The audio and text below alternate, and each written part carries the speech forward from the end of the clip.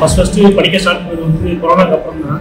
First 2022 நடந்த group 2 and group 4ல group 2 click clear பண்ணேன். ஆனால் குரூப் 4 வந்து எனக்கு கிடைக்கல. அடுத்து 2023 குரூப் 2 மெயின்ஸ் எழுதினேன். அது எனக்கு வந்து எதிர்பார்த்தாலும் ரிசல்ட் வரல.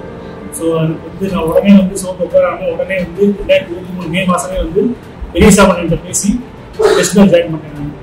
அப்போலேருந்து இந்த 2024 குரூப் 4 எக்ஸாம் வர வரைக்கும் டெஸ்ட்டு மட்டும்தான் போட்டேன்.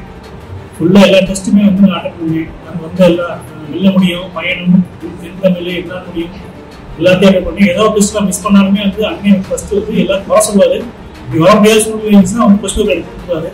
நான் ஃபுல்லாக போட்டு பார்ப்பேன்.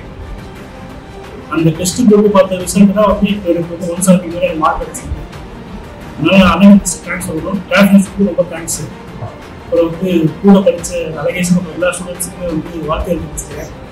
ஸோ அட்மின் ஸ்டாஃப்ஸ் எல்லாருக்கும் தேங்க்ஸ்.